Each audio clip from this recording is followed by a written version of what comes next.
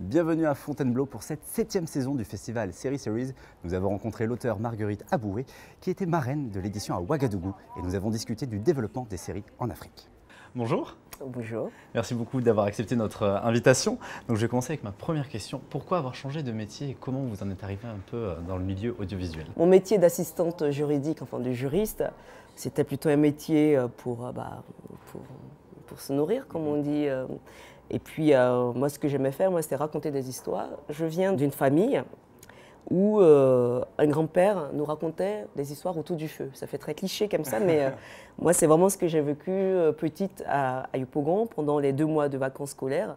À l'époque, il n'y avait pas d'électricité, il n'y avait pas d'eau courante. Et donc, c'était un peu une punition pour nous. Mais quand on arrivait, on se retrouvait avec une vingtaine de cousins et cousines. Et on avait ce village-là qui était notre aire de jeu et ce grand-père qui remplaçait la télé, qui nous réunissait autour du feu et qui nous racontait des histoires.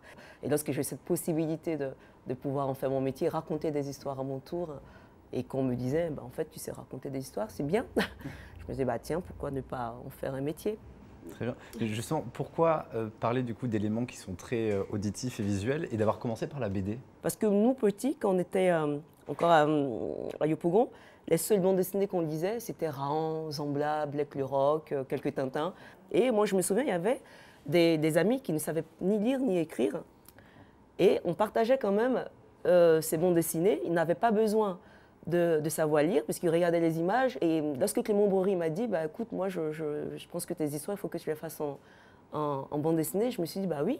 Et, parce que ce qui m'intéresse, c'est qu'on soit illettré ou pas, qu'on puisse, en tout cas, lire ce que je faisais, et surtout que je voulais que ce soit s'adresser aussi à l'Afrique et quand on sait qu'il y a un grand taux d'analphabètes, et pour moi c'était le support le plus parlant.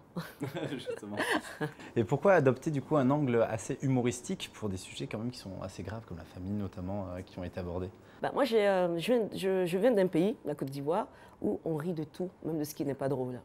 Je pense que c'est pour supporter le quotidien difficile et je me souviens quand j'étais petite, je vivais dans les casseroles de toutes ces mamans et elles racontaient leurs histoires de couple, mais en riant, elles trouvaient toujours des surnoms à leur mari horrible et je pense qu'elles s'entraidaient comme ça, elles se supportaient, enfin en tout cas supportaient leurs problèmes avec cet humour. Et en fait moi j'ai grandi avec ça et je pense que ça fait partie de mon ADN. C'est ça le plus important pour moi, c'est raconter une Afrique heureuse, des souvenirs un message positif. Heureux. Moi, l'Afrique, pour moi, c'est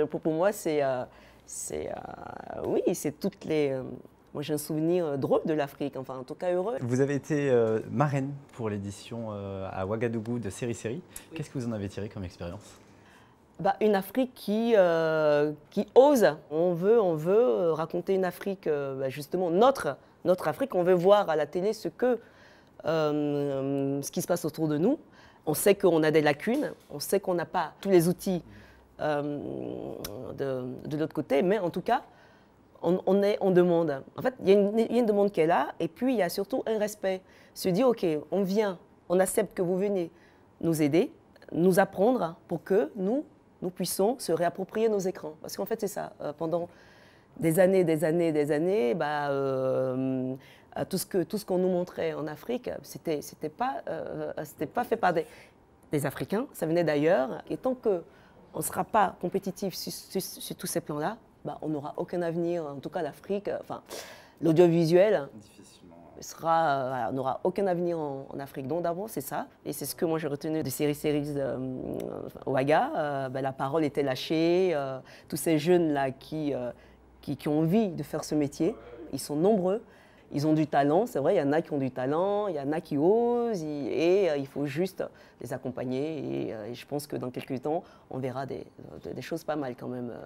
Et du coup, est-ce qu'on s'adresse de la même manière au public, à Série Série Ouagadougou et à Série Série à Fontainebleau? En Afrique, je leur dis de ne pas se décourager parce qu'en fait, c'est tellement différent. C'est la motivation. C'est la motivation. Lorsque vous savez là-bas qu'il n'y a pas d'école et il y a des jeunes qui viennent vous écouter parce qu'ils espèrent recevoir de votre bouche, de vos mots, des conseils. Et qu'est-ce que vous leur dites? Vous n'allez pas leur dire prenez l'avion et venez en Europe pour vous former. Donc effectivement, ce discours-là est différent. Et par contre, quand je m'adresse moi tout à l'heure, j'étais avec des jeunes aussi et à eux, je leur dis juste d'être curieux. Et du coup, quels sont vos projets pour la suite? Il y a C'est la vie, la saison 3, la série télé qu'on fait à Dakar. Et puis j'ai 2 longs métrages pour le cinéma. Un long métrage que j'écris et que je réaliserai. Et puis le deuxième, c'est un western africain contemporain. Et j'ai les BD, La suite du commissaire le 2 et Akissi 8 qui sort en septembre. Très bien. Donc ça fait beaucoup. Ouais. Assez chargé comme planning. Merci beaucoup. Merci.